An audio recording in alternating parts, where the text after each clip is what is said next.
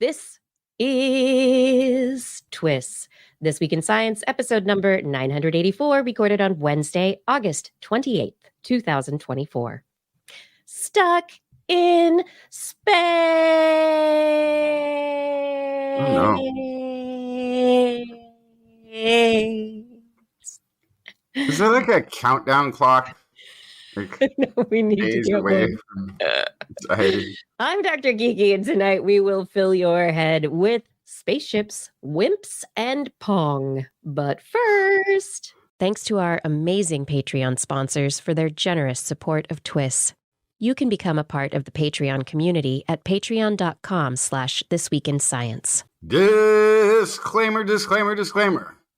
I shot an arrow into the air. It fell to earth, I know not where. So swiftly it flew, my sight could not follow in its flight. NASA launched a dart above the air. It hit an asteroid, Dimorphos, there. So soundly did it hit its mark that millions of fragments did embark. Sometime later, in an oak, I found my arrow still unbroke. And now we all await the hour to see NASA's homemade meteor shower. Will it be a pretty sight?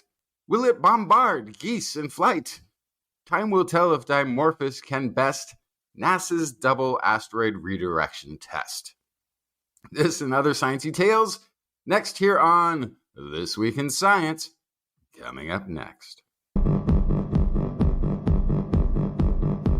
I've got the kind of mind that can't get enough. I want to learn everything. I want to fill it all up with new discoveries that happen every day of the week. There's only one place to go to find the knowledge I seek. I want to know what's happening, what's happening, what's happening this week in science. What's happening, what's happening, what's happening this week in science. Good science to you, Kiki, and eventually Blair.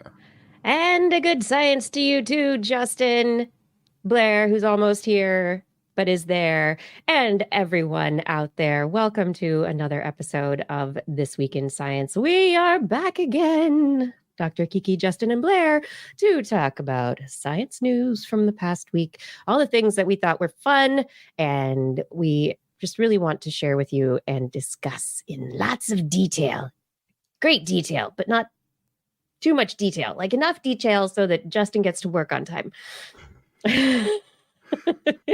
We do a tight 90 minutes of show. We have stories tonight. I've got stories about stucktronauts, some frozen remains, grammar genetics or genetics grammar, some fruity bats, sweet bats, and Pong goo. Pong and an internal, it comes from inside, brain attack. What did you bring, Justin?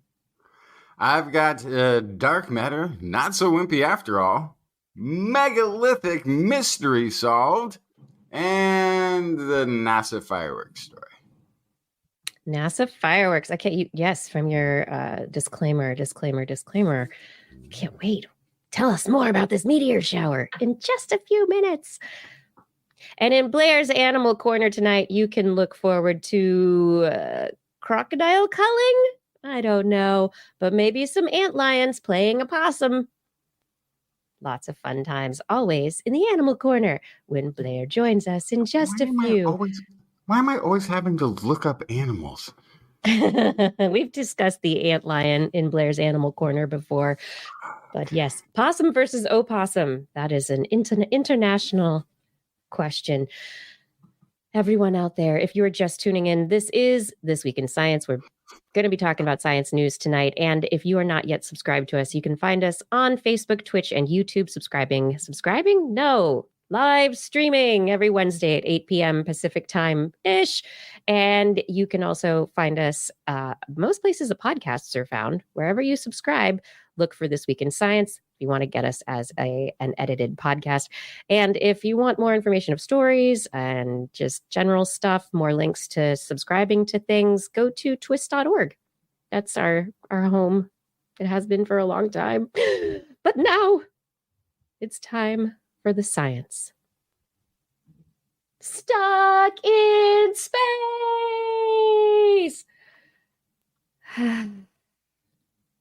Yes, stucktronauts.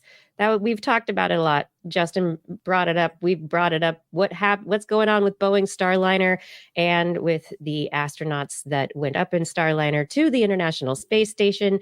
Well, it is now confirmed. NASA has officially determined that the Starliner is coming back without its crew. It is going to make its way back to Earth and hopefully make it back safely. Will not be piloted by any astronauts, and the fingers are crossed by everyone that they'll be able to retrieve Starliner when it gets back to Earth. Less concerned with that. Yeah. Next question more is concerned. Well, wait, but actually, or next answer. More concerned that it gets away from the space station safely. I don't care if it makes it back home. Yes. Will it get away? Yeah, with the helium leaks and everything. Yeah. Will it? But it could still be a threat to the space station. Like if it's having these intermittent thruster issues, it could move out a little bit, but then not far enough away, and then So there's all kinds of problems. There are many problems, but it's not going to have any astronauts in it. That's been the determination, and those astronauts are going to be waiting on the space station as now part of the space station crew as guinea pigs for long-term low Earth orbit space inhabitation. What does it do to the human body? What happens to the human body in space when you are stuck there and not prepared for as long of a trip as you ended up on? Don't worry about the International Space Station. They did a resupply mission. There's plenty of food for everyone. They have extra gym clothes for the exercising. Everybody's got a place to sleep. There's all that kind of stuff. The International Space Station, the Astra, they're probably very happy to have some extra crew people aboard so that the space science experiments that are going on have extra hands. There are extra individuals to take care of some of the things that had not been having other people to work on them. So it's probably kind of nice for everyone to have the help. But the SpaceX Dragon should be bringing them back in February of 2025. Now, that's going to be interesting as well because the Boeing spacesuits do not match the SpaceX spaceship spacesuit fittings. So the question now is, are they going to wear their protective spacesuits back in the Dragon capsule when SpaceX brings them back, or are they not going to, or will somebody make a fitting that will fix the problem so that they can have space? Apparently there are spacesuits that they can't go between different capsule types. So this is an issue that we didn't know was an issue. Why not? Like, okay, that's fine. I get it. You built the space suits different for the different capsules. Why do they have to wear the old ones? Why aren't you sending up a new suit? Right. Maybe they've already decided on what's going to be in the packages that are brought. I don't understand any of the decision making. I'm not involved. Well, it's based on weight. It's based on how much space, how they're able to do it. So yes. And the question is also, if they are going to take 4 people up, are 4 people coming back, or are they going to just shove 2 extra people into the Dragon capsule?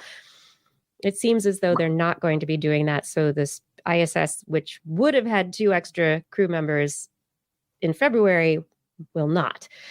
Additionally, right. So it was 4 people, right? 4 people were supposed to come up.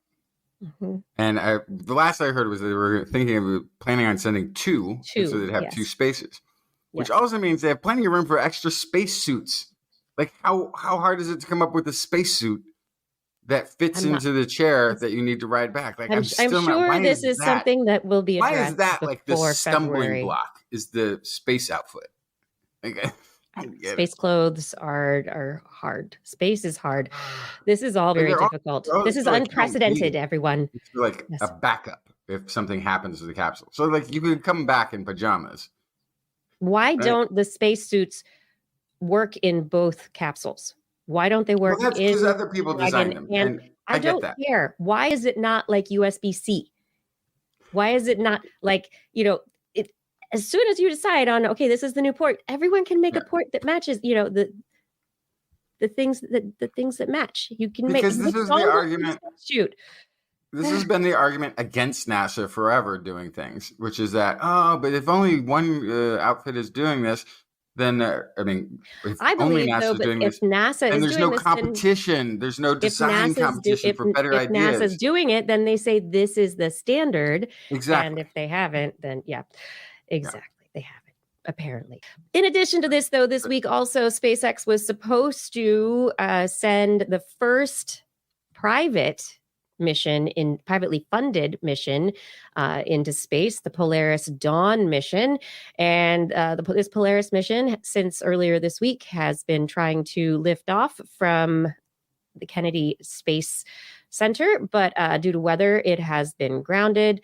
The FAA has grounded Polaris Dawn, and there is a story link for this with NPR. I wasn't aware of, but I am aware of. Thank you for that link, Arnlor. But bad weather has been keeping SpaceX's mission for this week, the Polaris, down. The Polaris mission is expected to be really exciting because it's actually planned to be the furthest distance from Earth that we have gone since the Apollo missions. This launch is meant to go to a maximum altitude with the Dragon capsule of about 870 miles or 1,400 kilometers from Earth. It is going to be also the first ever private spacewalk that's going to be out there. This is funded by Jared Isaacman, who is a billionaire entrepreneur and is going to be crewed by Scott Kidd Poteet, mission specialists Sarah Gillis and Anna Menon. Poteet is from the U.S. Air Force, and Gillis and Menon are SpaceX engineers. So they've got a good crew of people, but they're on the ground and they're not going anywhere probably until at least next week, maybe longer. We'll see where it goes. Fingers crossed for this mission. And yeah, finally, the last update to all of this is that SpaceX additionally had, with this new mission, pushed off bad weather, but also had some helium leaks, which is interesting because that was also an issue, a small issue with the Starliner capsule. So there was also the most recent Falcon 9 rocket, which has been, the boosters have been reused and reused and reused over and over and over again for the very, very first time in 267 successful landings. A booster crash landed on the drone ship. So they're scrubbing the Starlink 9.5 launch from Vandenberg Space Force Base. They're going to be reviewing the data from the landing failure. It could be that we don't know what the issue is with why this booster landed. I didn't see any of this. I didn't see it landed footage. Funky. But I thought it landed, but then just like tipped over into the ocean. Like, it always looks like it should anyway. Like, every time I've seen one of these things come down, it looked like, okay, it landed, but how is it still standing up? Like, it's on a raft on an ocean. Like, what's it? How is this even possible? It landed. It landed and blew up is what ended up happening this time around. It blew up. Yeah. Right. So anyway, landed poorly, blew up, fell in the water. Both not as severe an explosion as some previous during testing landings, which were extremely violent in nature. There was a green flash around the Merlin engines before the engine section was engulfed in flames, and the booster toppled over and exploded. And this is according to Spaceflight Now from today. So there's a whole bunch going on. Boeing, SpaceX, NASA, astronauts stuck in space. Can we bring home our astronauts, our stucktronauts? Let's see what we can do. Maybe it'll be Blue Origin who makes the next flight up to bring them back. Who knows? I don't know. I don't know what's going on anymore. Tell me some science news, Justin. This is enough for this space update. Okay, so the Lex Zeppelin, LZ, is an experiment that has been searching for weakly interactive massive particles, or weakly interacting massive particles, WIMPs. This experiment, the LZ, has 5 times better sensitivity than any previous experiment. And what's so interesting about these WIMPs, these weakly interacting massive particles, is that this is one of the leading hypothetical particles that could be responsible for, or even be the candidate for, dark matter. I want a WIMP to be the thing. Yeah. Yeah. And they've got this big hole full of special liquid so deep down that it's immune from radiation. And the only things that can interact in this giant tank underground are WIMPs. This is the only thing that should be able to interact with it.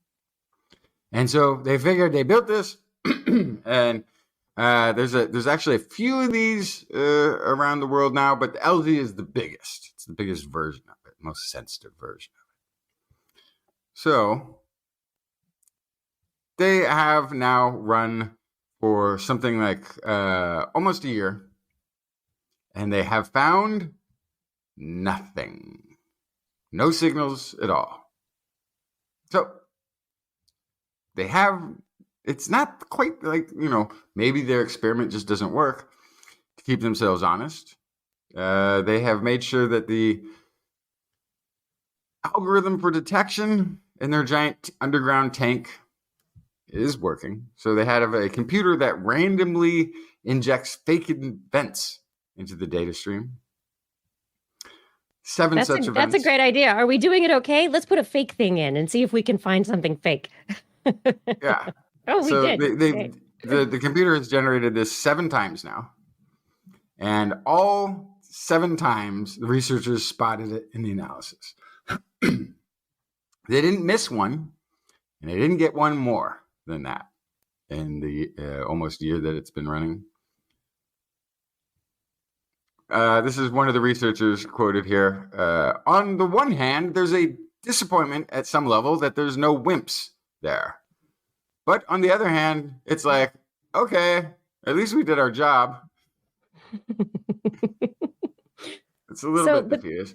But they're going to be collecting 1,000 days worth of data. So this is only a quarter of the runtime so far. Yes, this is according to Dan Hooper at the Fermi National Accelerator Laboratory. Just because the LZ hasn't seen WIMP so far doesn't mean they won't show up in that more data. There's more runs. He likens WIMP searches to a murder investigation in which 10 out of the original 20 suspects have good alibis. And he's quoted here saying, "The detective does not conclude that there was no murder. In other words, the null result provides us with valuable information," which is true. Null results always provide information. However, this analogy, if you follow it a little bit further with the murder investigation, it's like in the opening scene of the murder mystery, the detective announces who the murderer is, points them out, only to find out they were nowhere near the crime scene, and yet maintains that they are the best and only real suspect. Well, other suspects without alibis are ignored. Okay. Researchers plan to gather the data, like you said, into 2028, tripling the size of the data set. But then, if no result, that's kind of the end of it. Yeah. Almost. Because if a detector were 3 or 4 times more sensitive, research is already dreaming up a WIMP detector that could reach something called neutrino fog. Neutrino fog. So if the detector were more sensitive, the problem is it doesn't make it necessarily a better detector because it would start to see neutrinos. And the problem with seeing neutrinos is there's a constant stream of them pouring from our sun, and it would just be data. Well, it's There'd be no- about it would be, but then it's also we have neutrino detectors, right? So we have neutrino detectors that are specialized so that they can figure out what's coming from the sun, what's coming from nuclear reactors on our own planet, what's coming from other events in other places. And it's trying to find those needle in a haystack other events. That's the interesting part. So depending on what you're looking for. The idea would be trying to build this to the edge of neutrino fog and then being able to classify out the neutrinos that you're detecting. That you want. But you really want not to see them at all, because then you're spending a lot of time analyzing, is it, isn't it, versus result, no result, which is a much cleaner detector. Yeah. But in this situation, I think it's fantastic because it's narrowing the place where our wimpy murderer can be found. Yeah. Right. So but if wimps are there, if they're involved, it makes them, it's, smaller size, smaller energy mass level, smaller energy place to be found. Yeah. It's the detector here that's the biggest, and there's a couple others in the world that are very likely not going to find a thing if this one didn't. It's already like 50-something million, which, I think is a drop in the bucket for doing foundations of physics research. That's fine. Build your other one. But also, it's going. Maybe in the background, start, cranking up those other theories that aren't getting funded. Put those out there. Well, that's the way it works. They're already cranking away. They're trying to get new experiments brought online all the time. They're trying to get new machines and new technology developed. You have to work probably about a decade ahead to 10 to 20 years ahead of where you want to actually be, because you have to first ideate, you get the funding, then you build, and you do. So everything is in a constant, having this here now that we're looking at the results of this experiment, this is something that goes back further. But yeah, they've got the money, they've got the people. Yeah. Keep it going. What else can they find? Sure. But that's the thing, is I don't think there's a thing to find. This is again crackpot Justin physics.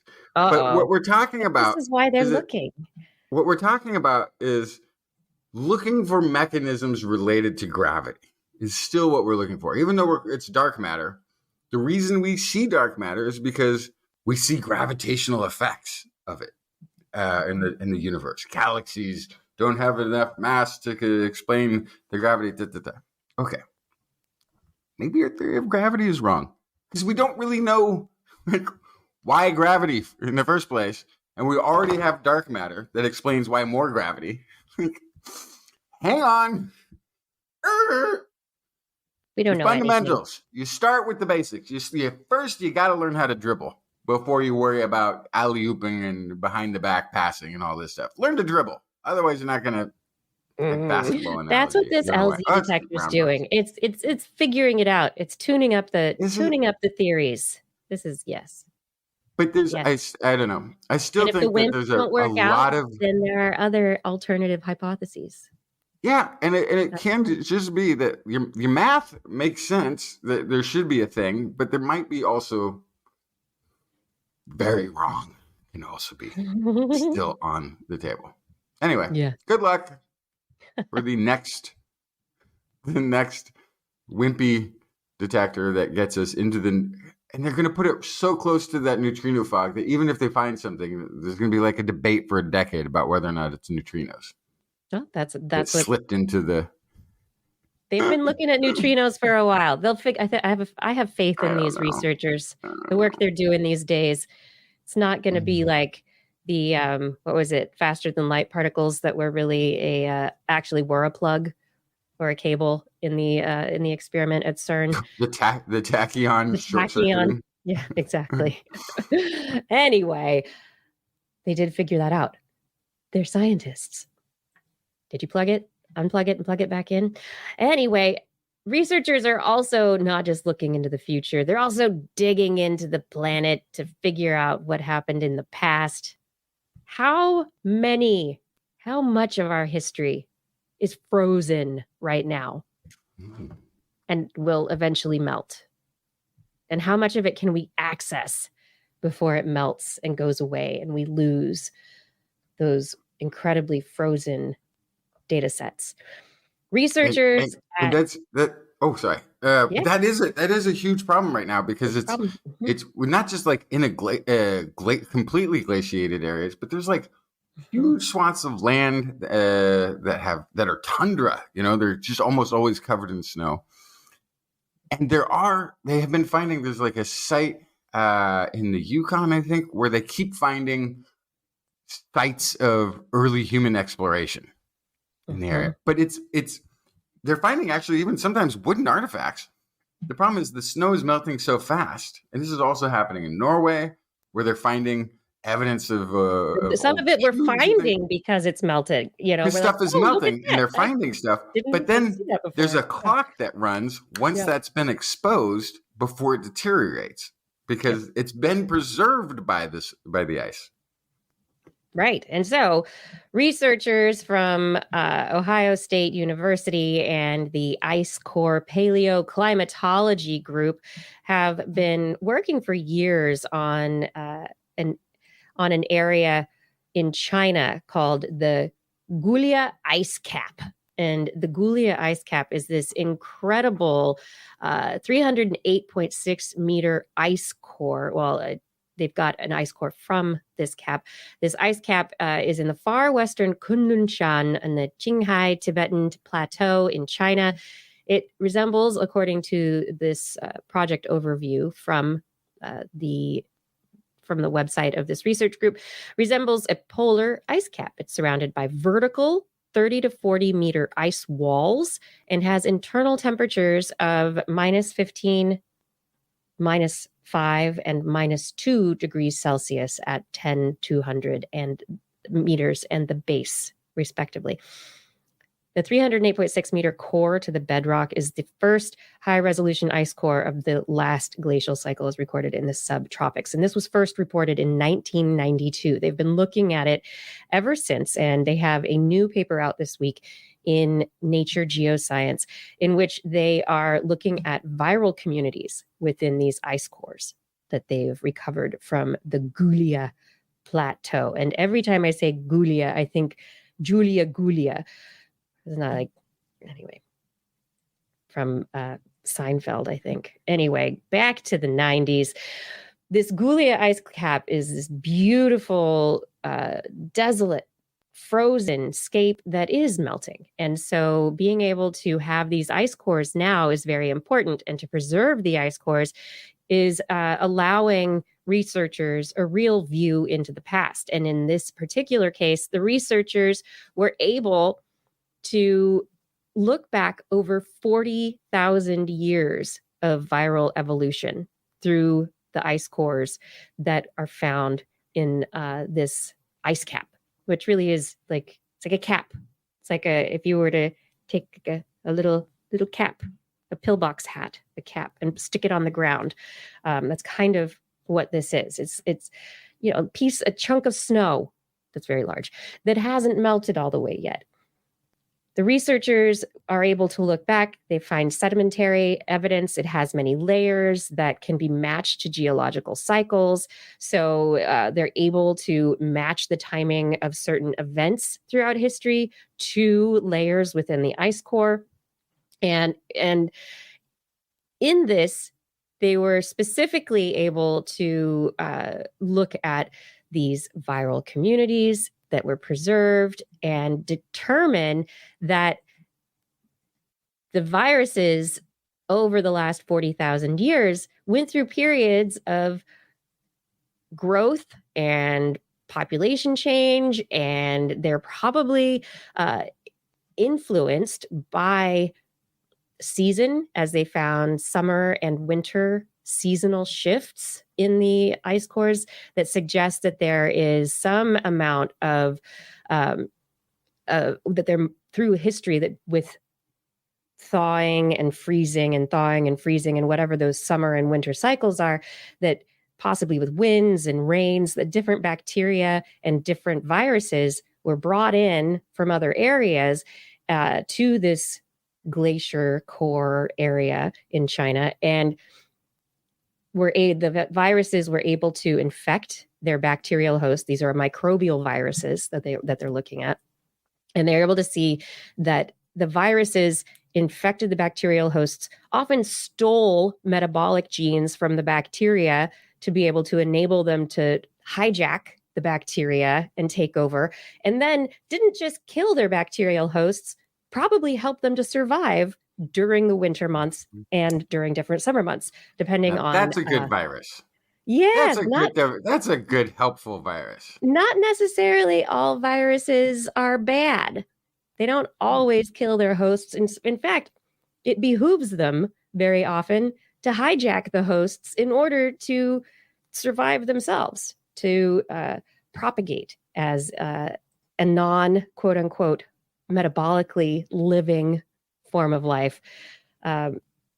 Viruses do depend on their hosts for survival. But then again, everything on Earth depends on everything else for survival. True. Yeah. But the interesting aspect of this is that there were very definite populations. Many of them were not related to populations that are known now. There was a lot of relation to viral genomes that are fairly common around the Tibetan Plateau region, which is and through have been seen throughout historical records. But they did find a number of genomes from their metabogenomics, right? They're looking at a big set of all of the genomes that were present to see what was there. And the big set that they looked at, they determined that there was a little bit of spread around the globe, but really it was very centered locally, and a lot of the variation is not represented in anything that is alive today. So there were a lot of differences between the viruses 40,000 years ago and the ones that we find now. So there were a lot of different genes that were active in those species. Yeah. Lots of new species. Oh, there it is. Thank you, Joe Nunya. Julia Gulia is a character in The Wedding Singer. Wasn't Seinfeld. That's right. Thank you. Thank you for correcting me. And Blair was going to correct. She would have corrected me if she were here. She's here. She's lurking. I hope the baby's doing well. Yes, it's sleep time. But we're still talking about science. Yeah. So anyway, 40,000 years of glacial ice cap and bacterial viruses, microbes that put a lot of viral evolutionary pressure on the species of bacteria that they inhabit, that they hijacked, that they took over. But once again, the take-home message is there is a line of commonality that does compare to the microbes and bacteria, the viruses, bacteria that are found in glaciers today. But there's a lot of differences as well. And there could be a lot of information in there that would be really important and interesting to understanding the metabolism of different bacterial species and how we can use that to our advantage in different ways. There's a lot of information there. And it could be lost. It could be lost, but it's not lost yet. It's still in an ice cap. It could also wake up and reinfect bacteria, because apparently viruses don't care how long you're frozen. Viruses don't care. The metabolism of a virus is not their own metabolism. Yes, we'll see. I don't know. The virus has a viral capsid, usually a cap, but anyway, we'll see. Things thaw out, how much actually makes it into the new times, which we've talked about before. But luckily, there are places like ice core paleogenomics at Ohio State University, where they are working to be able to figure out a lot of these things for us. Justin, did you want to talk about anything? Or, do you want me to jump into my next story? Dolmen. You go ahead. Yeah. Megalithic. No. Tell me. Yeah, so this is a new look at the dolmen of Menga, which is a megalithic site in southern Spain. Some little background. This is a 56 to 5,800-ish year old site. It's a stone structure built into the side of the hill. It's one of the biggest of these megalithic stone structures ever discovered. Has vaulted ceilings, plenty of room to entertain a large gathering. Picturesque. Picture Stonehenge. Mm-hmm. But then the stones are bigger, and there's no gaps in between them. Right. So all those standing stones, all those stones forming walls around the entire enclosure. And then on the top of it, much, much bigger stones. There's that cap the whole thing. One of these capstones, these roof stones alone, weighs some 150 tons, which is that's like the weight of a blue whale. It's like 150 tons. So technologically, how did they do this? How did they work with these stones to build this huge structure? So first of all, they had to invent pillars, because inside of the structure, there are pillars that are also helping to hold up the roof. And then you're sharing an image there. Hold on, that one there. That opening, which is the entrance to the dolmen, which goes back. I mean, it looks like it's just a little cave entrance, but it goes back about 20 meters. It's a nice a nice space for meeting your guests when you've invited them over for the evening. 6 meters wide at some of the wider parts. There's a well that's 20 meters deep built into it. So they have pillars. There we go. They had to invent pillars. That's not a thing. Also, these stones that are making up the walls, many of them are actually they dug out the bedrock below the structure before placing them, so that it's actually sitting on bedrock, so it's much more secure as a foundation. It's just really kind of an incredible site. So let's see, where was it? Okay, so the deep well for holding water, I guess. It had an earthen roof that could protect the stone from weathering, because this stone is mostly, if you look for this story anywhere other than a scientific source, they were like, how did the ancient people carve the stone? Like, it's sandstone. You can carve it with a child's playground. Isn't that one of the things that kids do as art projects? Make a sandstone sculpture at some point. Yeah. So but covering the roof with this sort of with earth and stuff, it prevented rain damage and that sort of thing. So they knew to protect the stone. This is also in earthquake-prone areas, so the fact that it's still standing pretty much intact after 6,000 years means they did a good job. Makes it one of the best built structures mankind has ever made. They had to invent the arch and the pillar, and then, of course, it was lost to history. So it's unique for several reasons. Somebody found the hole and dug up the rocks. Say it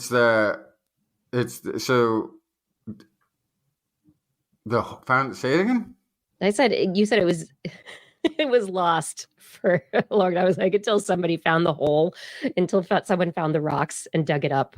So it hasn't been dug up. That's the amazing thing. It's been they found it. They what's this piece of sandstone? Oh, look, there's a hole. Don't fall down the well, Timmy. Oh, wait. Oh, the well itself. Yes, but this has been used, like, they think some of the sides, the lower sides of some of the stones have been worn away because people were keeping sheep in there. Like, sheep herders would use it as a place to keep the sheep safe overnight from wolves or something. Right. It's just a nice cave. So it's unique for several reasons. It's got pillars that support the capstones. These were embedded in the bedrock. Also, the stones are wedge-shaped. So some of them are narrow at the bottom, some are narrower at the top, and they're put in an alternating pattern. So they're actually kind of interlocked all the way around, which creates an incredible amount of stability there. And again, the world's first arched weight displacement as the walls are slightly tilted in, causing a displacement of weight from the capstones above. So there was a multidisciplinary study that was not just archaeologists, but it was made up of physicists and geologists and people who knew geometry, astronomy, like all the different fields. And they came together and looked at this from a bunch of different perspectives. And they kind of came up with an idea of how they think this was built. They think they used wood sleds because rolling timbers or something like this would have been maybe too rough on sandstone. The actual carving out of these stones, they didn't really seem to change they were as far as about a kilometer away. So far, but not like super, super far. So they were pretty close to the source of the stones. And I think they used wooden sleds and a counterweighted ramp method to lower the stones in place so that they would be able to drop them with millimeter precision-ish right into the locations that they wanted to. Using a bulldozer. Well, using actually a lot of wooden support structures. So again, this is we're talking about Stone Age, Neolithic Stone Age. Well, I guess it's almost into the Bronze Age. It's basically a wooden sled. They used a wooden sled to put the big stones on, right? As you're carving out the stone, you let it fall onto or push it out onto the piece of wood, and then you're able to use, rolling like rocks or lots of people or oxen or I don't know, lots of sheep. Could be lots of sheep to pull the sled, right? Yeah. The studies suggest that these people actually required an advanced knowledge in fields of geology, physics. Also, some of the orientations required some astronomy. This is also some of the dolmens are. There's one that's close by that's a little smaller, but the light can only hit this back wall when we get to the solstice or something like this. So they've got like a lot of interesting scientific understanding built into the structures here. So yeah. The many features of the opian atrium gives way to a rectangular shaped back section, acting as a corridor leading to an oval shaped chamber in the rear. And included is this 20 meter deep well, which means they could have kept water. So for the ancient modern cave person who wants to have it all, this would have been quite an extraordinary sight. Absolutely. I can't wait for Indiana Jones to show up and fight some Nazis over something inside. Yeah. It really feels like what you're describing feels like one of those Indiana Jones puzzles with the light hits the feature just right at the full moon, and then But to build it to such to such architectural standards, right, and spatial standards, and forever it's like, how did they build the pyramids? Aliens? How did they do this? Why? Just people know things. We're animals. Yeah. People are smart and have known things for a very long time. We just didn't have the written word or the internet for much of our history, or at least if there was writing or sharing of information in some shareable form, it wasn't something that was preservable that we could find. Well, yeah, if you didn't graffiti the walls of a cave, it was lost. If it was on paper, if it was etched into wood, planks. But if to think about those Socrates and ancient Greek philosophers who, the book was what they wrote, and then they kept it in their head. And then you would copy a book, you'd copy a book and learn it and keep it in your head. And then you'd share that with other people and you would keep the books in your head. And that is how many, you were the library. You put all the books in your head. You were the library. And then Socrates, you talked to other people and they shared their books with you from their head. And Socrates famously wrote nothing down. No, that's exactly. You were the book. The idea was that by incorporating the book into your noetic consciousness, the information could be combined with other information. More tribal knowledge. Yeah, tribal knowledge. It's everywhere. The amazing thing here, too, is that despite the difference in the heights of these stones and the wedges and going down into bedrock and dug underneath, the tops are pretty much on the same level. Yeah. And which is how the capstone is able to fit over the top, right on top, in place. And it's also kind of interesting, like this all of this scientific knowledge that's lost. This is also 6,000 years ago. Southern Iberia, Spain, is a population that they don't think contributed to the current modern world in any significant way. So this may be a brilliant population that vanished from the earth, that had it all figured out early, and then just got conquered, or something bad happened, or got sick. Aliens, or all drank out of the same well water for too long. That seems like a crazy thing to say. That this entire civilization, they didn't really contribute anything, though. So how many times have things been underestimated? Always. Yeah. Well, you're telling me nobody came by and then took information back to their tribe, No, what I meant was like the Y chromosome from a lot of this time region in southern Iberia did not progress to the future. There's some relation to Basque people from other areas, but from my understanding, at least the ancient genomes of Iberia in the 6,000 year range. They're pretty treacherous mountains. So they were most likely, originally Italian migrants from earlier that came, and then, but there was all sorts of different waves of people coming into Iberia from 6,000 to about 2,000 years ago. But most of the earlier ones do not seem to have contributed to modern gene pools, and they don't know why. They don't know what happened to them. Something bad. What happened to the Iberians? Something bad. Or they all moved. What? Something bad. I don't know what it is. But they were brilliant, and that's probably why. Nerds. So many nerds here. Blair's here. Welcome, Blair. Thank you for joining us. Hi, Blair. Hi. One last story for this first part of the show before we get to the second part of the show, and or actually maybe Justin. I don't know. I'll do this one. Yeah. You have time for one.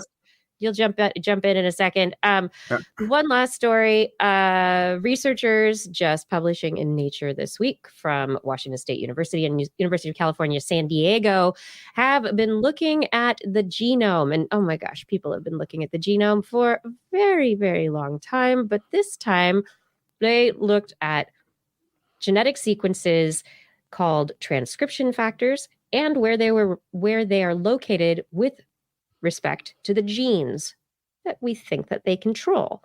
And so transcription factors are little genes that create, when they get turned into things, they create proteins that then control activating the transcription of a gene within the DNA.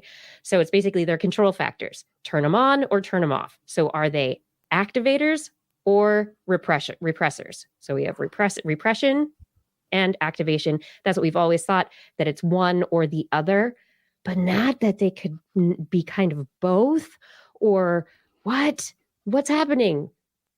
Anyway, maybe new genomics textbooks. That's what they're saying. It might be hyperbole, but the researchers in this particular study have determined that the spacing between where the transcription factors are and where the gene's transcription starts determines the level of gene activity. So if a transcription factor is in front of the gene's start point, then usually that is an activator. If it's after the gene, then it's usually a repressor. And if it's far away on either end, that means it has either less or more influence over the transcription of the gene, whether or not it's activated or repressed. So in their study, they found that, they thought if you take out an activator, you're going to lose activation, but they found that was only true in about 50 to 60% of the cases. So then they started looking in deeper, and that's when they determined that, like, oh, this same transcription factor that we took away from the front part of the gene actually is over here also on the other end of the gene and kind of far away from, so it's turning the gene off. Or there's another one and it's over here. We didn't take the right one out. And so it's the gene's still getting activated, even though we thought we shouldn't be doing anything because there was another transcription factor that was placed differently. And so the key here is now we can read those little letters that are in the genetic code, but it's what they're calling is genetic grammar now. How do we know how to read the paragraph to tell the story to actually make all the genes work? I love that there's a backup plan. And within the genome, it's like, well, we want this gene to be on, so here's the on switch. But just in case, down in the basement, we got another switch that can turn that gene on, just in case the main switch fails. Yeah, we could put it over here. We've got extras over here, but they looked at all these different transcription factors and definitely found that position and how close it is, and there's all sorts of details to where these factors are located with respect to the gene that go into telling the genetic story. How do the genes get expressed? Yeah, dun dun dun. I will keep us moving on this show. This is This Week in Science. Thank you for joining us for this wonderful episode of This Week in Science. If you're enjoying the show, please head over to TWIS.org. Click on the Patreon link if you'd like to become an ongoing supporter through Patreon. The Zazzle link if you want to support us with a little bit of TWIS merchandise purchasing. We've got all sorts of cool things that have been created that help keep this show going. Additionally, there are show notes and other things over there and links for subscribing. So if you're already subscribed to TWIS, you can also send someone to TWIS.org and get them to subscribe today. That would be super awesome. All right, we're going to come back right now, and Justin has one more story before he heads off. Dun, dun, dun. Off into the world. Work. So yes. This is from the disclaimer, NASA's DART mission. So it hit asteroid Dimorphos back in 2022. As the initial reports came out, it looked like it was just maybe a little bit of dust came off of the asteroid. And then there was like more detailed information that came out later that might be slightly more than just dust. On this show, we had some hot takes about what that might mean initially. Kiki was saying, this is not increasing danger to humanity. Justin saying, this is going to be a terrible movie. And Blair prophetically stating, whoops. Blair is often prophetic in that way. That's good. Well, the initial reports were of dust, not debris, being released from Dimorphos. There are fragments and chunks, after all, that have separated, millions of them, some of which will be colliding with the Earth and Mars over the next decade. So the ones that hit Mars, probably not a big deal. Earth, on the other hand, is where all the humans are, save a few put aside by NASA, however tenuously. but the current news reports, based on current study of the aftermath of NASA's double asteroid redirection test, suggests that we will encounter within the next decade or so the debris from the asteroid. That's soon. So far, it seems like this will result in little more than a meteor shower. Light sprinkling of homemade shooting star dust. Well, it's However, not, I mean, it's dust, but there's boulders in there too, right? Like there's pretty big chunks. But you know what? So I did. It's kind of funny. Like, oh, you've got did you show like when you Google? I know it's fun to Google this. It smashes the screen. Whee! Okay, so I put this. This was actually my link to the story. Is just news stories about this, because if you go to NASA's website, they're like, we're not even going to mention it. Well, I mean, you're like, it's fine. Is so bad fine. about Don't reporting. trip. I'm not bad. NASA is so bad at reporting about NASA. Can I just mention this? Like, they do their updates, but they don't have any information about this trapped astronauts on the website. They don't have any information about the debris field from Dimorphos. The story, like, these stories are not necessarily so far. They have, they're letting the narratives get spun and potentially. They don't talk about NASA at NASA.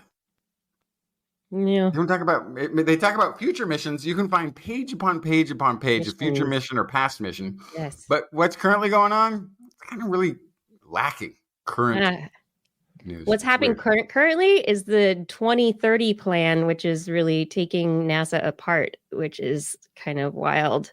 It's been going on for a while. There's a whole restructuring of NASA that's happening. That's what they're not talking about, but we're not going to talk about that. Don't but know anything about it. Yeah, it's a whole plan that's out there. It's all been putting everything to contractors, more and more to contractors. Making you feel like that's still going really well so far, for sure. Do you feel like, do you feel like that argument though is going to get backtracked after, like, one of the biggest that they wanted to rely on completely failed? Another one is showing some failure. Like, I don't know. We've had lots of great. They do a great job of. Actually, their communications teams do amazing jobs of communicating, and they're getting better. They're getting better. Yes, they're getting better. Unless you know somebody who just got hired there. The James Webb Space Telescope has been talking about stuff and did a great job of keeping us on, like, hooked to that news story for 20 years. Is it going to work? Is it not going to work? It was an ongoing story for 20 years. Every time there was a new story, I was ready for it. And they rolled out by having administrators droll on in the worst Carl Sagan. Well, it is the government agency. Yeah, but yes. They're so terrible at communication. They're just actually there was one person who did a very good job doing that. But I do hope in the next decade, this one. DART, they tell us more. They have a decade to let us know, as they do have how bad it will be. Planetary protection minister or whatever. There's a role. I feel like NASA's downplaying.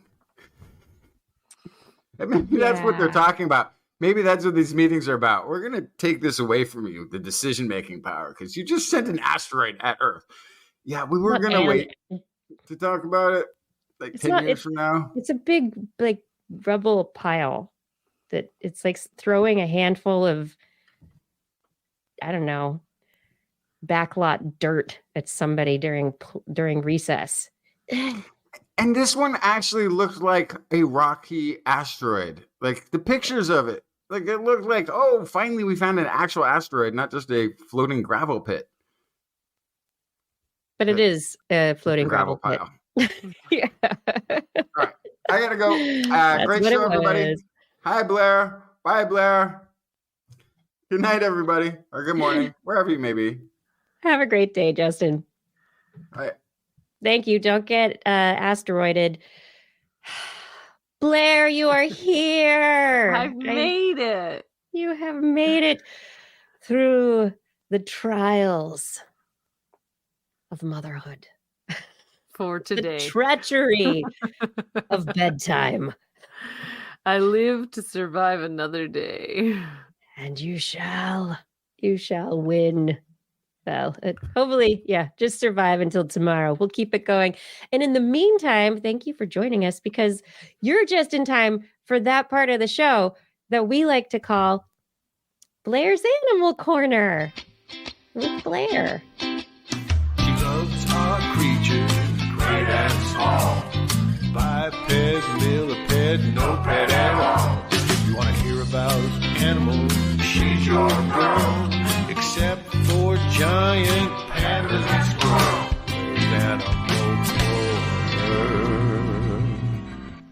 What you got, Blair?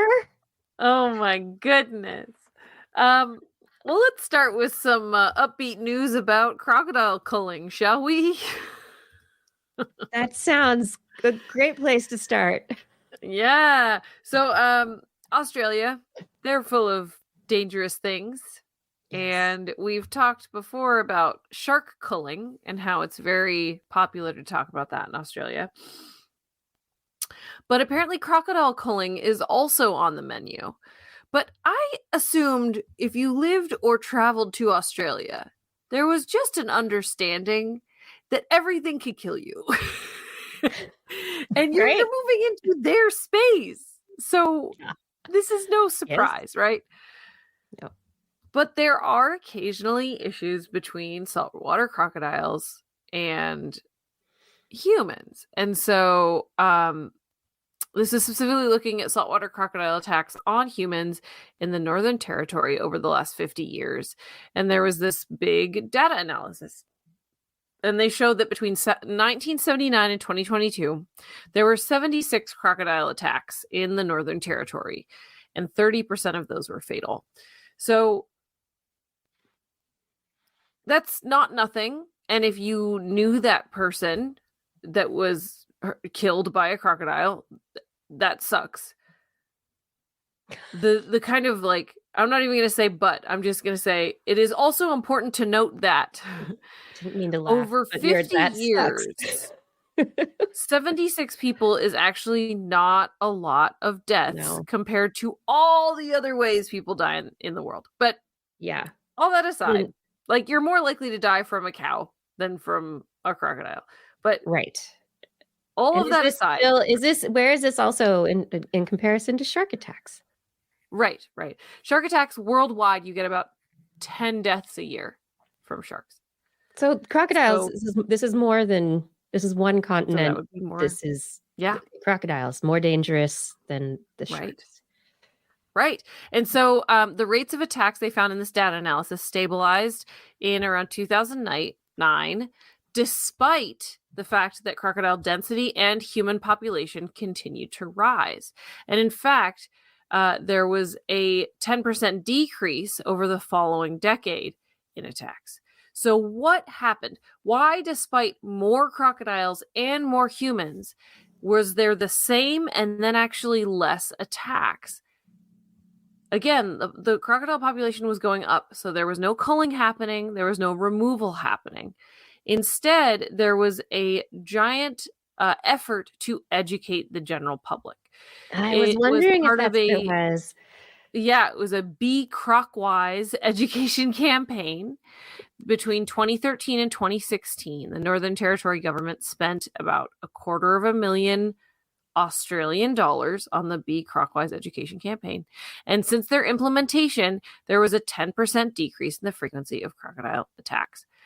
Now, meanwhile, there are proponents asking for culling of these animals.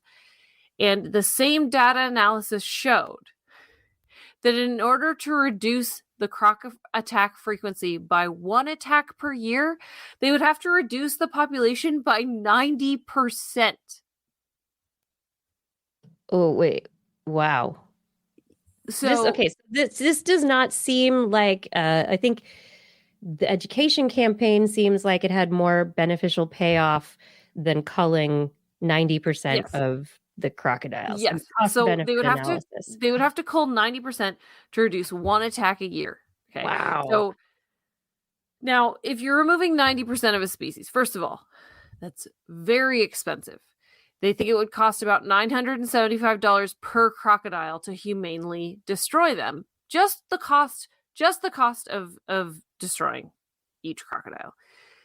That means it would cost about $87,750,000 to cull 90% of the population humanely. And that, even if they did that, that would achieve a 48% reduction in crocodile attack frequency. And yes, those numbers all make sense. That would be so removing one crocodile attack a year is a 50% reduction in the attack frequency because there was less than 100 attacks over 50 years.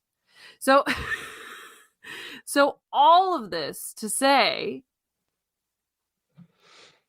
it's a couple people a year.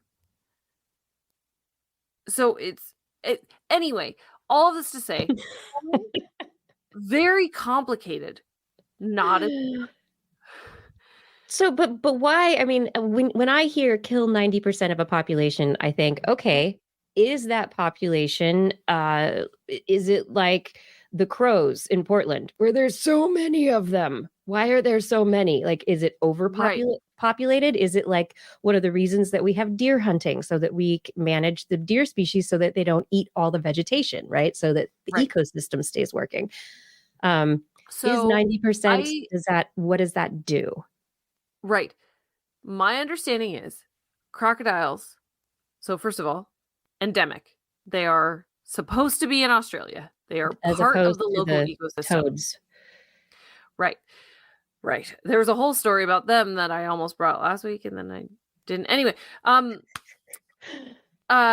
so they're supposed to be in Australia. On top of that, in the 70s and 80s, worldwide, crocodilians were being killed for their skin and their meat and to just get rid of them because they were getting in the way. Mm-hmm. And then there were protections put in place. I don't know exactly what the protections around saltwater crocodiles in Australia is, but I know that in the United States, alligators became protected, right? And so just worldwide, I think there was this understanding in the 80s and 90s of, these animals serve a function. And so that's the other piece of this.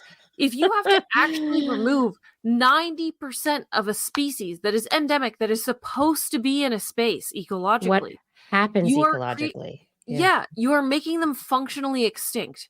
You are making them absent. Their ecological impact is now absent in that space. And I know for American alligators, they completely changed the character of swamplands because without alligators sloshing around in the mud, there weren't little divots for baby fish to grow up, right? And so they are architects in their space. Crocodiles, they do a lot of that. They also control prey populations.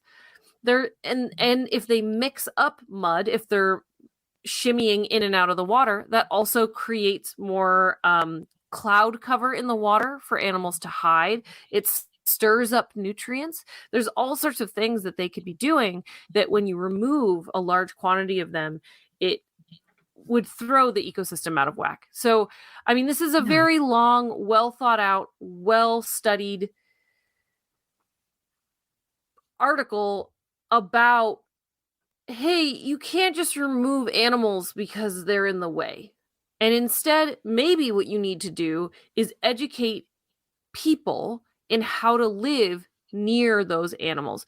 And so, but if those saltwater crocodiles are living in areas that are potentially attractive to human living development, so is it close to coastal areas? Is it, are they in places where people want to build condos, apartment complexes, big old fancy houses that would make people money, and they can't because the crocodiles are there? Then kill them. If you get rid of them, I can build things. Right. So their goal and what was very effective was just general education on how to act around crocodiles. Then also don't be near them. Changing behavior around specific problematic waterways. So posting signs, closing recreation in certain areas. And then the third piece is really important, which is removing problem crocodiles. And that is, for example, what we do in America with bears. There are still quite a few wild bears, not in California, although we do have black bears here. We have quite a few black bears in California. But throughout the United States, there are still bears, which is crazy to think about. But part of the reason that that is able to continue is because when there are problem bears, they get removed from that space. So you don't go, all bears are bad. You go, this one bear keeps breaking into this one farmer's grain silo and threatening his family. So we are going to remove this one bear from the equation. And that works.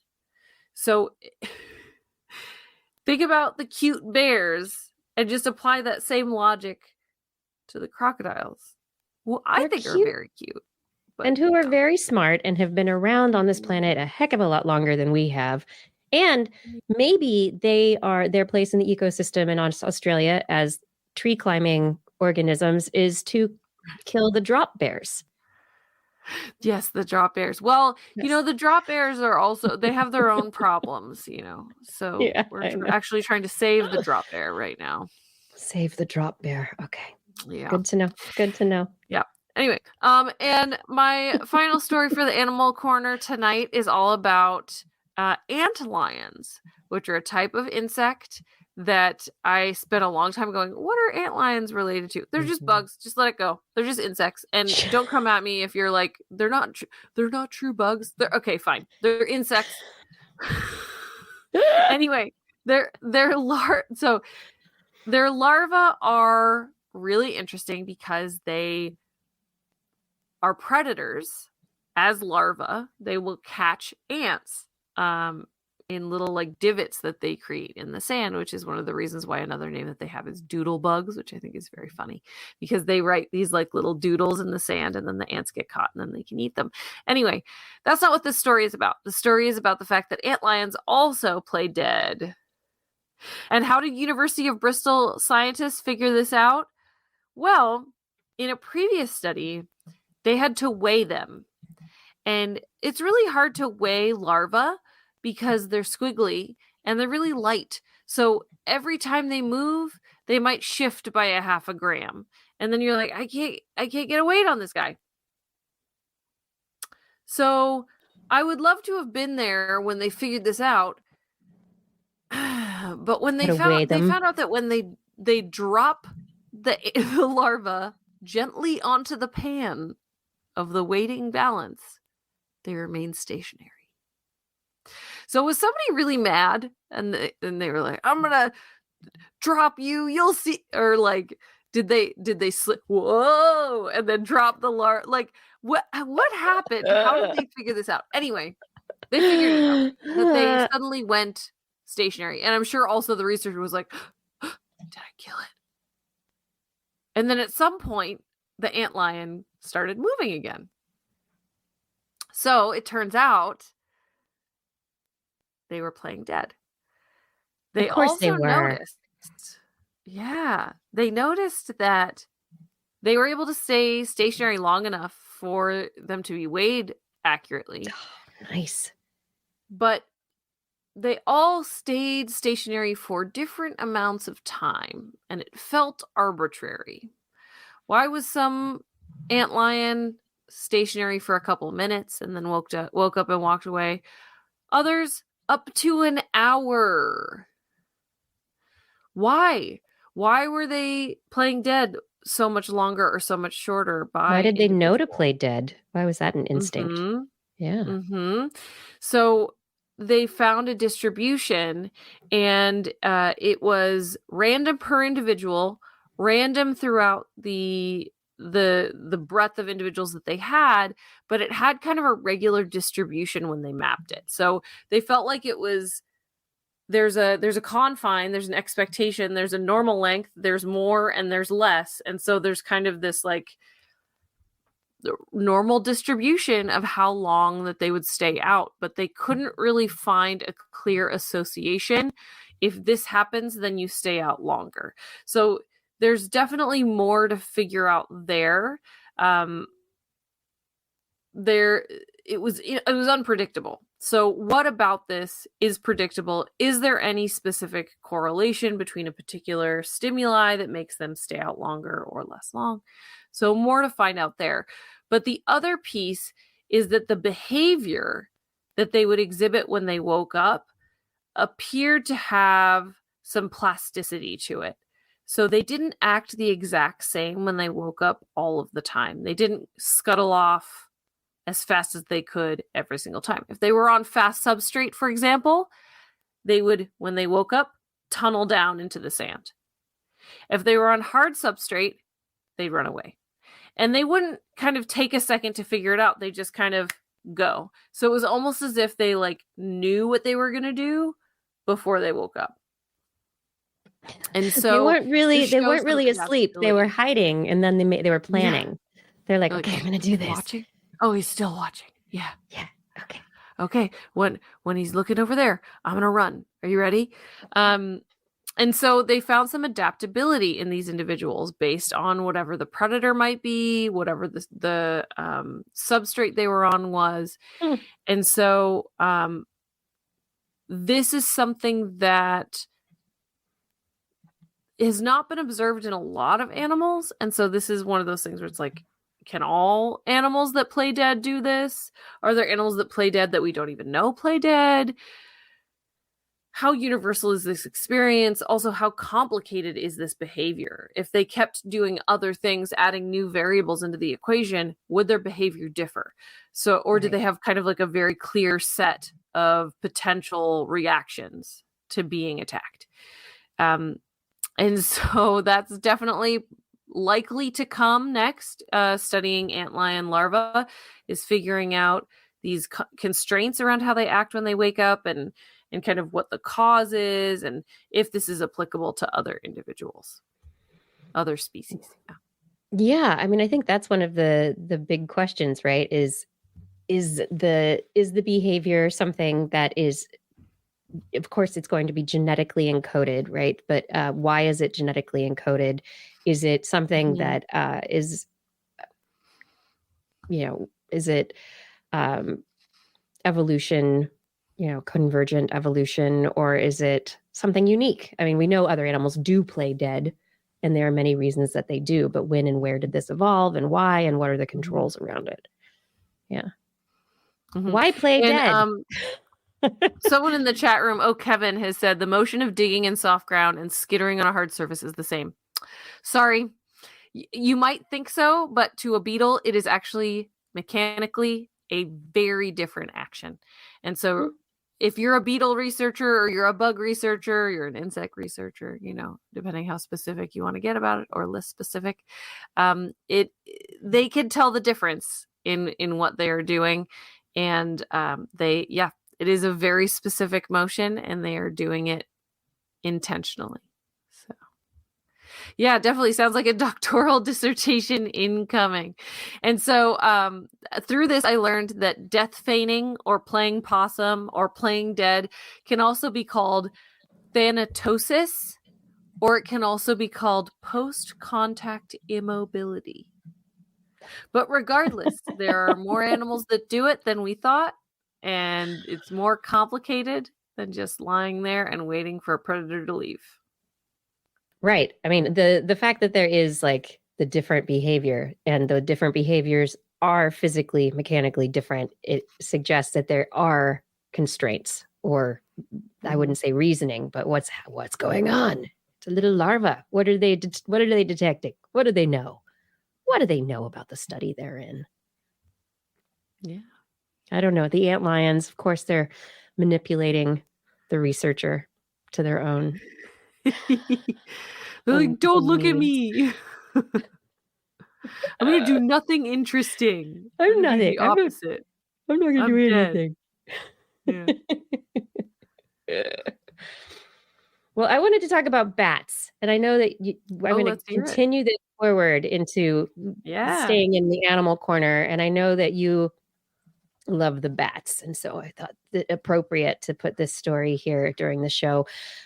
This last week, some research was published in Nature Ecology and Evolution. It's open access. So if you're interested in this and the dietary evolution of bats, you can go check this one out.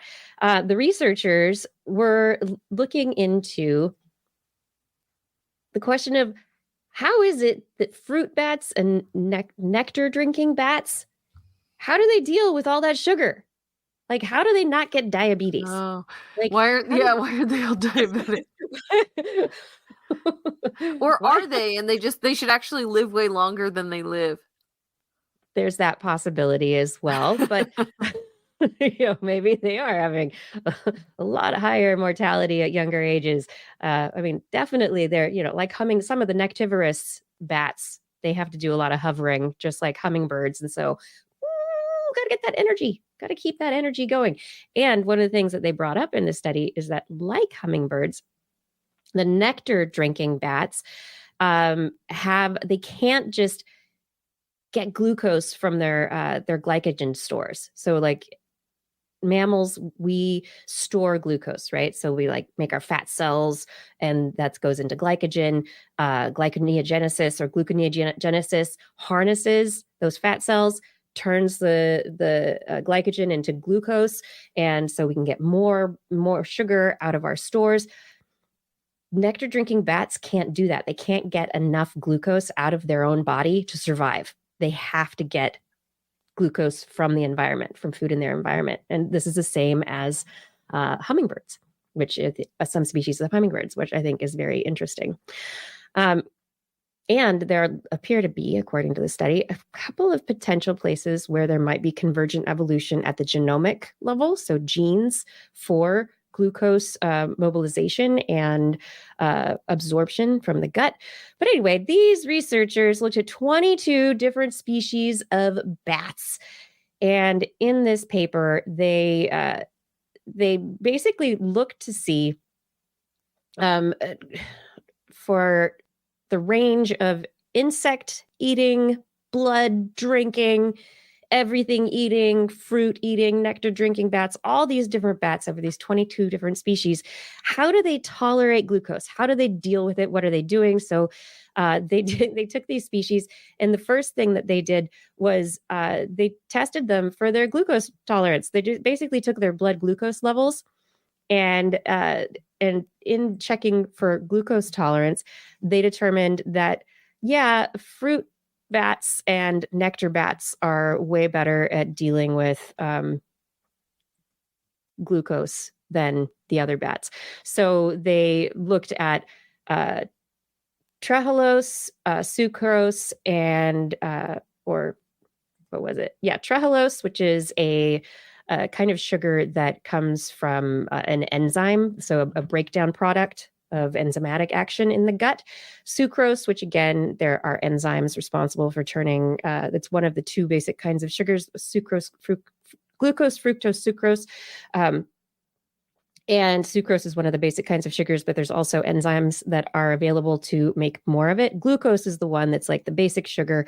And the researchers determined that the fruit bats and the nectar bats had really different profiles for how they deal with sugar in their bodies compared to the other kinds of bats. So what was going on there?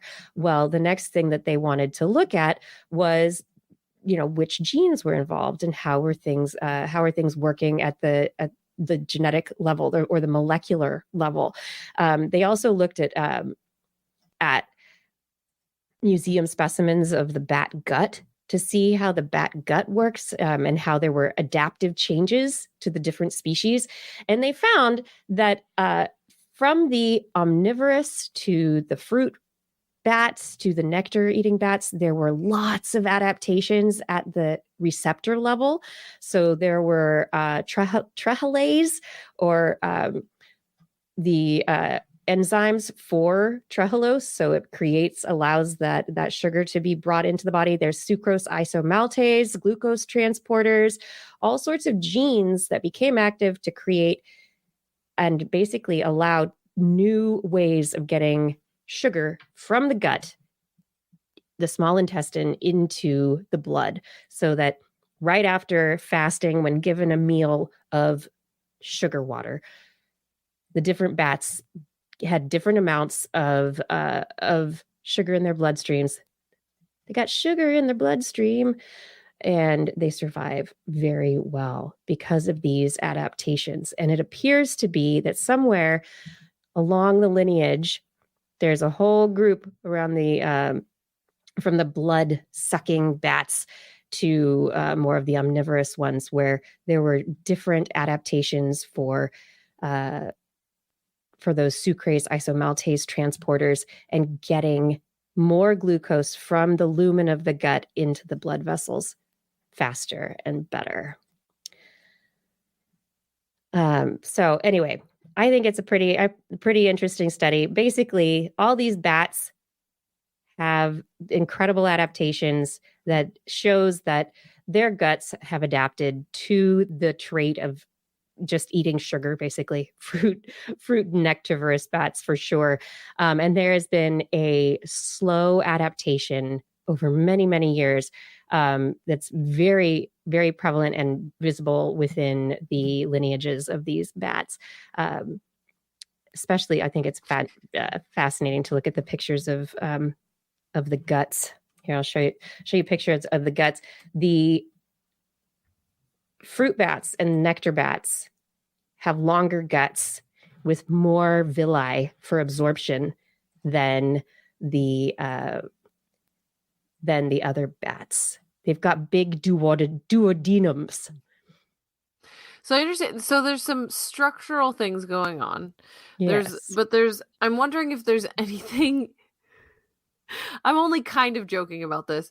Is there anything that could be extrapolated from this for human pharmaceuticals? Such that, the joke version of that is, so I can eat nothing but candy all day and be fine. But the real version of that is, so we can treat people with diabetes or other issues.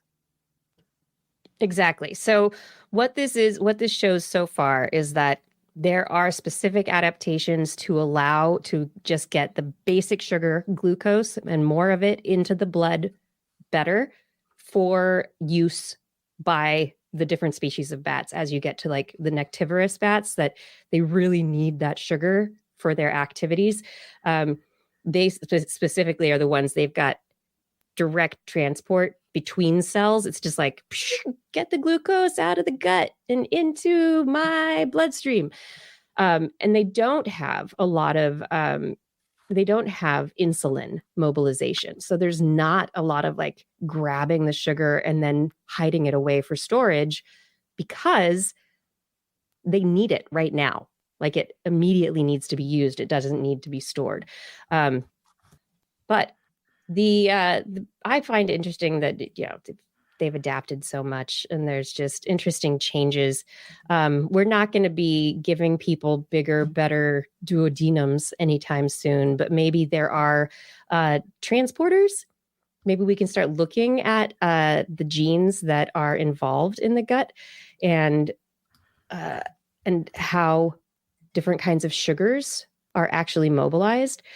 We don't rely on sugar as much. We can store it. We definitely rely on it for energy, but at the same time, it can be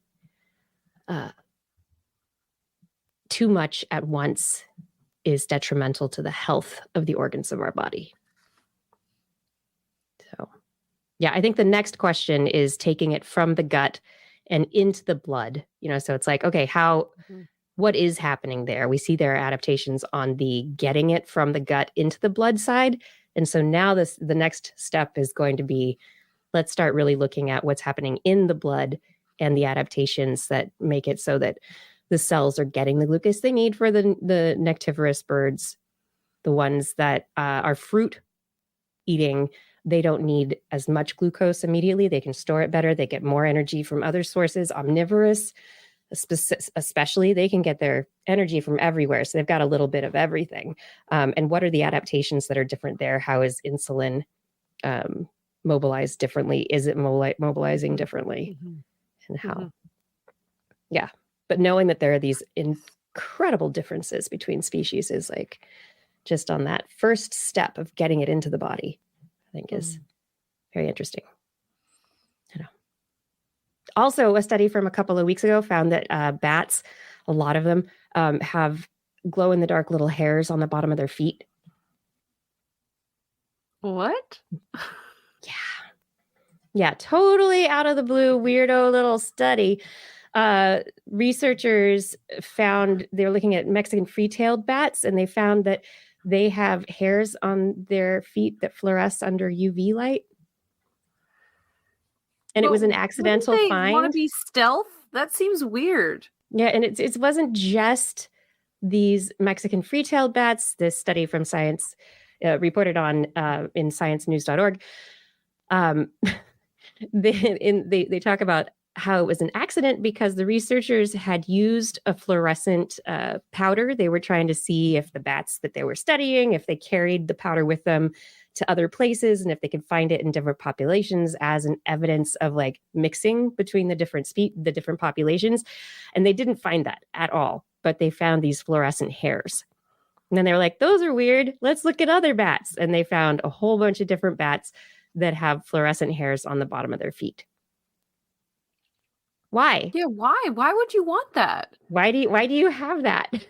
It's fancy, but why is that? Answer why? me. Oh my gosh. Yeah, very strange. You'd think you'd want extreme stealth as a bat, but I guess not for the footsies. So. Yeah. So I think that's one of the, interesting points here.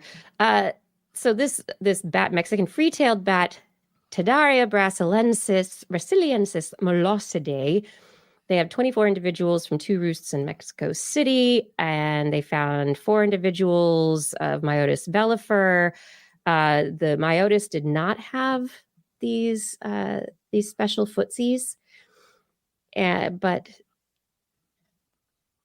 the Tadarida,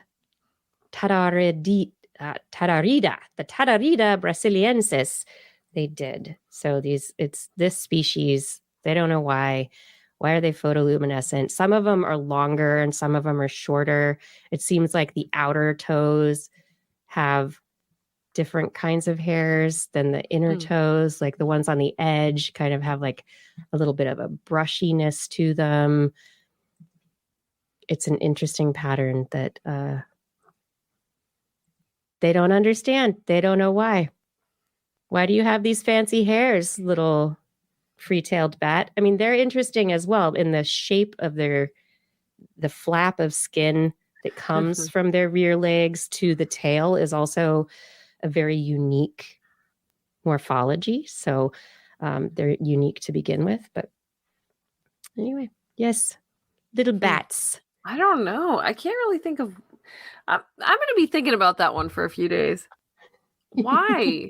Flashy bats. I don't know. Why would you? Is that so you can like gauge when you're hanging upside down? You can see where your foot is going. I don't know. Very strange. Is it part of how they talk to each other? Is it like identification? Is it, little something fancy, just a little fanciness? I don't know. Yeah, I don't know. But ultimately, you'd still need a light source. UV. Yeah. Photoluminescent. So, UV. Right. It glow in the dark, right? So they go out, but they're not out during the day. When do they get them all like or charged? Yeah. Charged, or when do they get them charged, or when do they? Maybe it's I don't know. Maybe when they're flying around, maybe it's distracting to the insects that they're chasing. Oh, maybe. Yeah, could be. Look over here, not at my face. I have no idea. But yes, little fancy flashy bats have this photoluminescent structure. Nobody has any idea why, and it was an accident that they found it in the first place. A study gone wrong led to a study that became kind of interesting. All right, I'm going to take us to brains right now and finish the show on a couple of interesting stories. I've talked previously on the show about the brain in a dish that was set up to play the video game Pong, where they basically created an in the dish brain organoid neural network in which the neurons in the dish communicated with each other and were able to take in signals, electrically input and then output electrical signals from their electrochemical communication to the computer system that was connected to them. And yeah, brain cells in a dish were able to play Pong, and were able to play it pretty well. They learned, the brain cells learned how and when to expect the little puck from the little Pong paddle to end up in different places and could play the video game. I don't know if they're going to be like Pong world champion or anything like that, but the question of what can be trained to play Pong led another researcher to this study that's just reported this last week in Cell Reports Physical Science. The researchers took hydrogel. It's like, hydrogel? What? That's just like a gooey substance that can, it's kind of biological. It's like, not, it's just stuff that's gooey and used in things a lot now. They're talking about using it in conductive, right? Isn't that the deal? It's yes. Yeah, thank you for saying that. Yes. Uh-huh. So it's got a lot of ions in it. It's conductive. And so this researcher took biogel, put it in a dish, and then basically distributed the dish into a 6-segment area and called that the Pong environment. And so this Pong environment became the space that was electrically stimulated by a computer from the outside. And there was information about where the paddle should be, where the puck or ball position was within the Pong environment. Very simple 6-spaced grid. I mean, just 2 columns, 3 rows. Very, very simple setup. What happens in the conductance when an electrical signal goes to a particular area where the computer basically says the ball is here, that area of the grid was stimulated, or when the ball was in a particular area, that area was stimulated by the computer electrically. It conducted in that area. Ions kind of swelled that area up, so that hydrogel would swell up a little bit, draw water and ionic charge to it. And then the ions leaked away more slowly than they came in. So it kind of remembered, in a sense, where it had hit, where the ball had been. And then it would put the paddle there. It would then respond in that state. They went on and on. This isn't great performance, but from, okay, you know where the ball is or you don't, at chance, right? Just luck, 50%, 50-50. Eventually, this hydrogel, not alive in any sense, not able to, quote unquote, think about things, it was able to adapt dynamically to the input in a way that improved the effectiveness of its response. Because the ions move to one area and stay there for a little bit, if the ball was there again, it would make their response in that there, I'm saying there, it would make that little rectangle's response in the grid stronger and faster. So it improved efficiency of response for the video game, and the hydrogel started playing the game at 60% efficiency. And so the researchers are thinking, maybe this is like, it's not memory, right? This isn't like, but it is, and maybe not even programmable, but it's responsive and adaptive, dynamic. And so it could be used to improve the efficiency of movements or response times for little things that are maybe soft robots in nature, to movements that they have to make, that the robots must make in response to external stimuli. Not that they would be, that the little parts of the soft robot would be the part doing the and the decision making, there would be probably a computer leading that top down, but it would make it's like muscle training, right? You have stronger muscles or faster slow twitch or fast twitch muscle fibers. You're going to be faster or stronger in a certain way if you train them. But this is potentially the hydrogels can be used in a similar way. It's not learning. It's not memory. People are going to use these sensationalist words. Oh my gosh, Goo plays Pong. This does feel like an argument, like at the college bar or something, right? Where like they taught the brain in the dish. Well, I taught a brain in a dish to play Pong. Oh yeah, you're not so great. I bet I could teach hydrogel to play Pong. Like this very much feels like a one-upmanship of things. Like that doesn't mean anything because it does kind of in some ways invalidate the accomplishment of the mini brains. A little bit, but it's a different system. It's a different testing system. The brains feel more like they're actually playing the game, although that's also still a bit of a stretch. This is still really hard for me to visualize, like what's going on in this goop. Like why can the goop do this? It's really because because of the electrical charge and the conductivity. The conductivity occurs because of a shift in the ion concentration in different areas.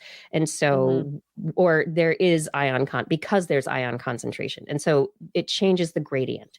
So when there's electrical stimulation and conductance in that region, it pulls ions in. With it, it pulls a bit of water, but the ions are more concentrated in one area than they are in others. And so another electrical charge coming back to that area again will reach threshold faster because there's already, a certain concentration of ions in that place. It's a shift in the distribution of ion concentration. Yeah, because I'm just sitting here like trying to figure out why the goop would want to have Goop doesn't want anything. Paddle, right? That's my problem. What's the motivation? Why? That's just part of the programming from the outside. It's the system, the circuit that was created. You teach it to do this thing, and even that word is wrong, but you teach it to do this thing. But ultimately, because the ball, quote unquote, is moving in a particular direction, it's changing the ion channels that are going that way. And so it's almost as if the paddle is drawn to that space. Yes. Again, paddle in quotes, but interesting. So I don't know if this goop really played Pong. Right. Exactly. It seems like it did it. That is the point. That maybe the goop did not play Pong, but it was involved in a Pong simulation circuit and part of that computer circuit to make it possible. Yeah. Okay. Yeah. I don't know about that. I don't know. I don't know about anything on a reasonable point in time. But yeah, it's not it's not the same as the brain in a dish. It's not neural networks, but it is very, very simple optimization of the use of ion concentration and current draw, and the ability to optimize that within a system allows the potential for this substance, which is currently being potentially used for soft robotics, to offer a bit more in terms of when people think of how it can be used, how it might improve certain behaviors or certain actions by the robot. Yeah, just understanding the different dynamics that are involved. Yeah, but yeah, it was a fun thought experiment turned into like probably a college bar night that turned into let's do this experiment and prove a thing. I'm going to So teach it's my cute. plant to play Pong. Oh, yeah? I'm going to teach some goop. Exactly. I'll teach the goop what to do. Dun, dun, dun. My last story for the night tonight is not brain goo playing Pong, but it is an attack in your brain from the inside. It came from the inside, or it came from inside your brain. Researchers for a couple of decades now have been looking into the concept of somatic nuclear mitochondrial DNA insertions. What does that mean? Well, it appears that throughout history, mitochondria, which has invaded our cells very successfully over the years to become part of our cells within the cell body. They were eaten.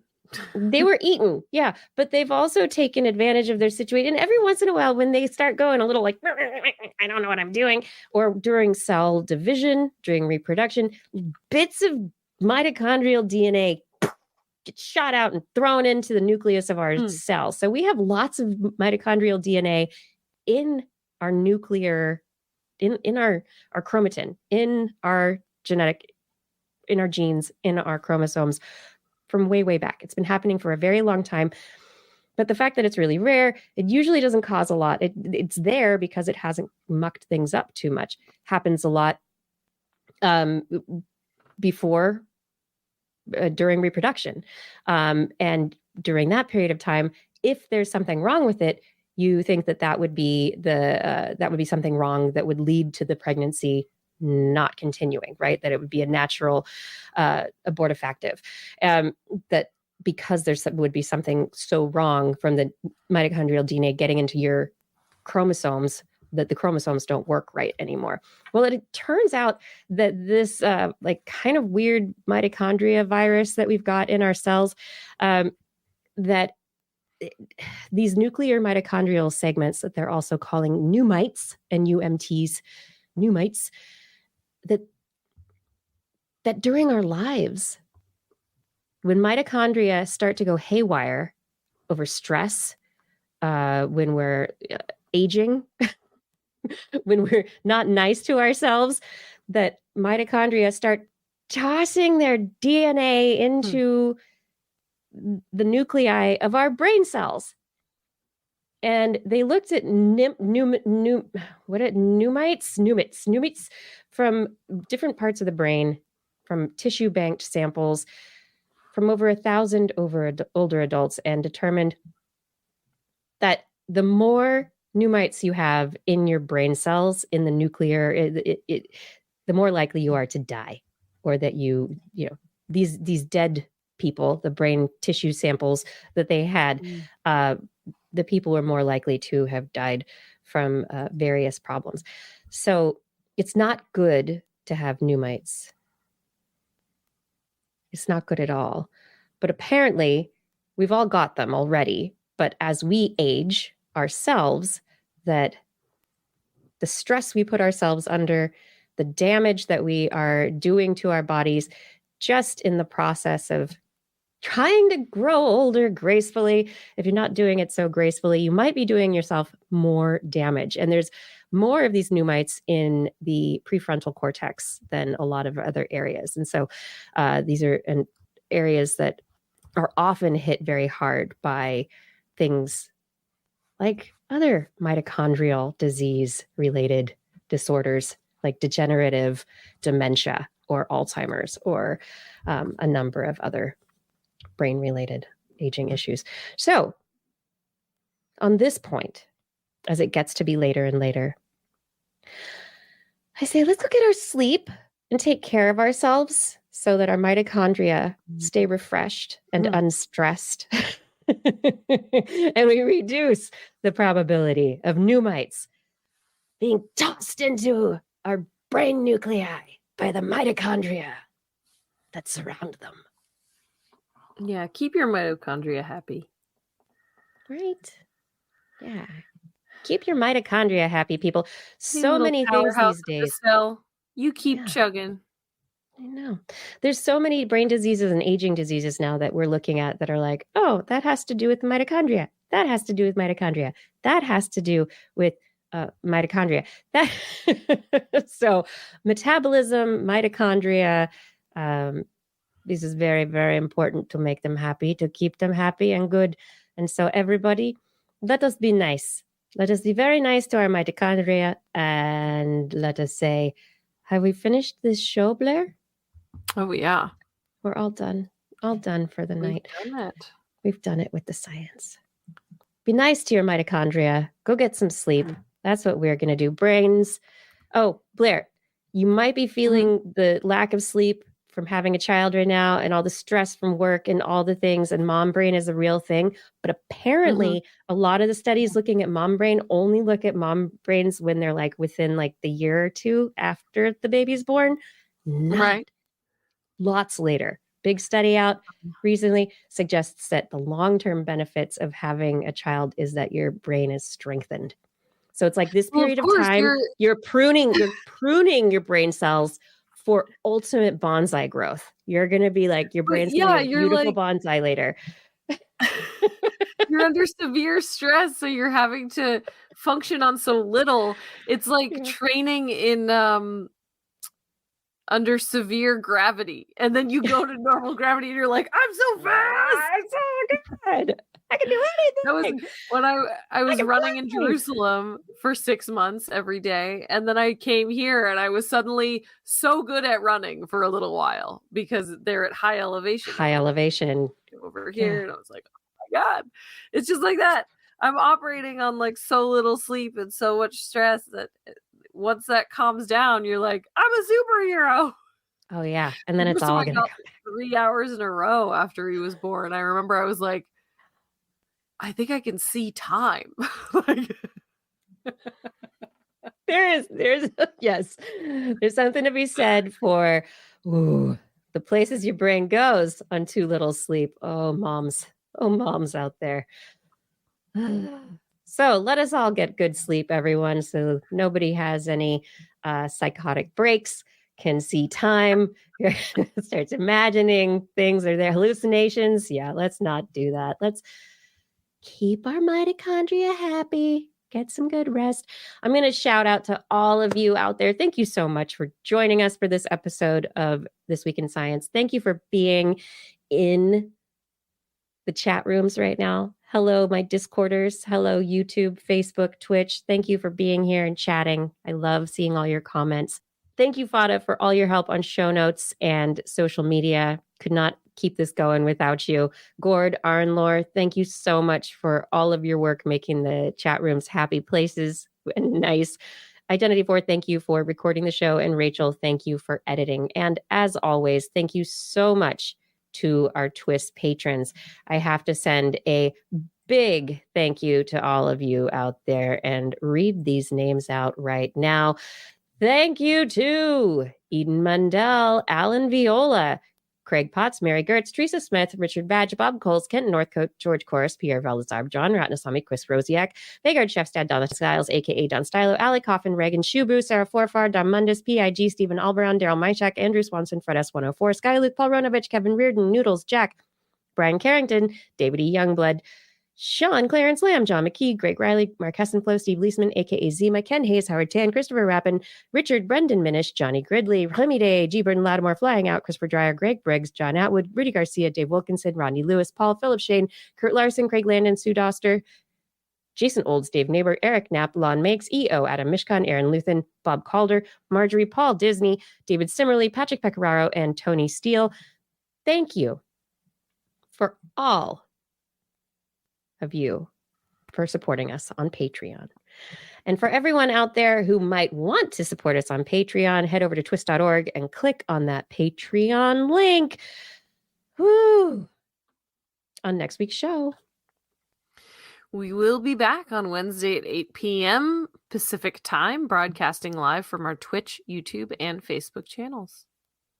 And if you want to listen to us as a podcast, look for This Week in Science wherever you like to find your podcast. See if we're there. Put us in your RSS feed. If you enjoyed the show, make sure also to get your friends to subscribe so you all can talk about all the things that we talked about together. For more information on anything you've heard here today, show notes and links to stories will be available on our website. That's at www.twis.org. And while you're there, you can also sign up for a newsletter that at some point, when you least expect it, will pop into your inbox. It's going to be super surprising and fantastic, and you're going to love it so much. We do love your feedback. If there's a topic you'd like us to cover or address or a suggestion for an interview, please let us know on one of our social media accounts or send us an email. Hey, Blair, why should people put TWIS in the subject line? Oh, you got to put TWIS, TWIS in the subject line, or your email will get sent to the ISS and we won't get it until February 2025. And then it'll be too late. Yeah, no, we'll be like, what? This is so old. Oh my gosh. We look forward to discussing science with you again next week. And if you've learned anything from the show, remember, it's all in your head. I hope all of you at Burning Man are having fun. This week in science. This week in science. This week in science. This week in science, it's the end of the world. So I'm setting up shop, got my banner unfurled. It says the scientist is in, I'm gonna sell my advice. Show them how to stop the robots with a simple device. I'll reverse global warming with a wave of my hand. And all it'll cost you is a couple of grand. 'Cause this week's science is coming your way. So everybody listen to what I say. I use the scientific method for all that it's worth, and I'll broadcast my opinion all over the earth. 'Cause it's This Week in Science. This Week in Science. This Week in Science. Science. Science. Science. Science. Science. This Week in Science. This Week in Science. This Week in Science. This Week in Science. This Week in Science. This Week in Science. This Week in Science. This Week in Science.